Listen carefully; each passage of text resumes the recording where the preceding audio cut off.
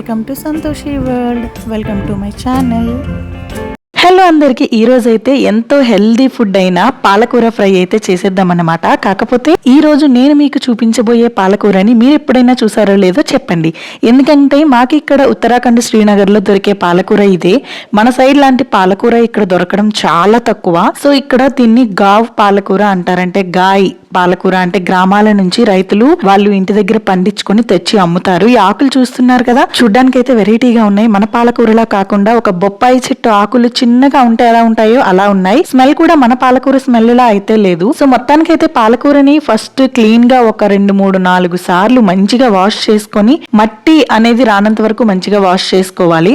అలా వాష్ చేసుకున్న తర్వాత దానికంటూ కిందన ఉన్న కాండాలు అంటే పింక్ కలర్ లో ఉన్నాయి అవి తీసేయాలి. దాంతో పాటు అలాగే ఈ పాలకూరలో పువ్వులు లాంటివి నేను మీకు చూపించాను కదా, సో అలా పువ్వులు లాంటివి కూడా వచ్చి ఉన్నాయి. అవే విత్తనాలు అనుకుంటా. సో అవి కూడా తీసేసుకోవాలి, లేదంటే మనం ఫ్రై చేసుకునేటప్పుడు అవి మనకి కొంచెం చేదుగా తగలొచ్చు. సో ఇంకా ఈ పాలకూరని కాడలతో పాటు ఎంత చిన్నగా వీలైతే అంత చిన్నగా తురుముకోవాలి. అయినా ఆకుకూరే కాబట్టి చాలా తొందరగానే ఉడికిపోతుంది. కానీ మరి పెద్ద ఆకులు ఉంటే తినడానికి కూడా మనకి అంత మంచిగా అనిపించదు. సో నేనైతే ఇక్కడ చాలా చిన్న చిన్న పీసెస్ లాగా అయితే మొత్తంగా కట్ చేసుకొని రెడీగా పెట్టుకుంటున్నాను. దీంతో పాటు ఆనియన్స్, పచ్చిమిర్చి కూడా చిన్న ముక్కలుగా కట్ చేసుకొని రెడీగా పెట్టుకోవాలి. అలాగే మాకు ఇక్కడ మార్కెట్ కి వెళ్ళినప్పుడు ఈ సీజన్ లో కొత్తగా ఇక్కడ స్ప్రింగ్ ఆనియన్స్ అనేవి దొరుకుతున్నాయి. అదే మన సైడ్ ఉల్లికాడలు అంటాం కదా అది. సో ఈ ఉల్లికాడలు కూడా నేనైతే తీసుకున్నాను. ఈ పాలకూరలో ఈ ఉల్లికాడలు వేస్తే మనకి ఆనియన్స్ ఎక్కువ వేయాల్సిన అవసరం ఉండదు. సో అన్ని రెడీ చేసుకున్నాక స్టవ్ ఆన్ చేసి స్టవ్ మీద ప్యాన్ పెట్టి ప్యాన్ లోకి కొంచెం ఆయిల్ తీసుకొని ఆయిల్ కొంచెం హీట్ అయిన తర్వాత కొంచెం జీరా, ఆవాలు, కొంచెం పచ్చిశనగపప్పు, అలాగే దంచిన వెల్లుల్లి రెబ్బలు, అలాగే 2-3 ఎండుమిర్చి రెబ్బలు, అలాగే కొంచెం కరివేపాకు ఇవన్నీ వేసుకొని మంచిగా ఫ్రై చేసుకోవాలి.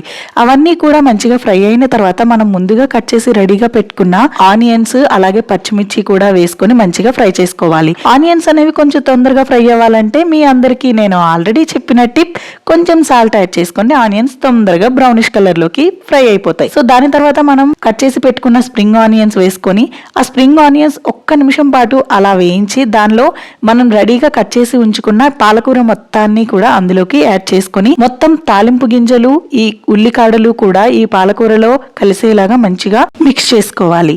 ఇది ఆకుకూర కాబట్టి చాలా తొందరగానే మగ్గిపోతుంది, ఎక్కువ టైం పట్టదు. సో మీరు హై ఫ్లేమ్ లో పెట్టుకుంటే ఖచ్చితంగా మాడిపోతుంది. సో సిమ్ లో పెట్టి మాత్రమే కలుపుకుంటూ ఉండాలి. ఈ పాలకూర గురించి నాకు తెలిసిన నేను ఎక్స్పీరియన్స్ అయిన ఒక పర్సనల్ ఎక్స్పీరియన్స్ మీతో షేర్ చేసుకుంటాను.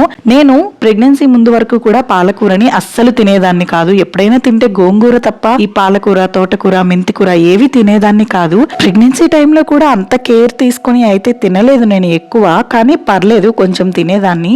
కానీ వన్స్ డెలివరీ అయిన తరువాత నిజంగా చెప్తున్నా, పథ్యం చేయడం కోసం ఈ పాలకూర తిని తప్పక తినాల్సి వచ్చినా కూడా తర్వాత దీని బెనిఫిట్స్ తెలుసుకొని పాలకూర వల్ల మనకుండే ప్రయోజనాలు అన్ని తెలుసుకొని నాకైతే ఇప్పుడు ఫేవరెట్ లీఫీ వెజిటేబుల్స్ లో పాలకూర అయితే ఫస్ట్ ప్లేస్ లోకి వచ్చేసింది అనమాట. సో పాలకూర తినడం వల్ల మన బాడీకి మెయిన్ గా అత్యంత అవసరమైన ఐరన్ మన బాడీకి అందుతుంది. అలాగే విజన్ స్ట్రెంగ్త్ కూడా పెరుగుతుంది. కంటి చూపు సమస్యలు, బాడీలో కొంచెం ఐరన్ తక్కువ ఉండి హెమోగ్లోబిన్ తక్కువ ఉన్న వాళ్ళు కూడా పాలకూర తినమని డాక్టర్స్ ప్రిస్క్రైబ్ చేస్తారు.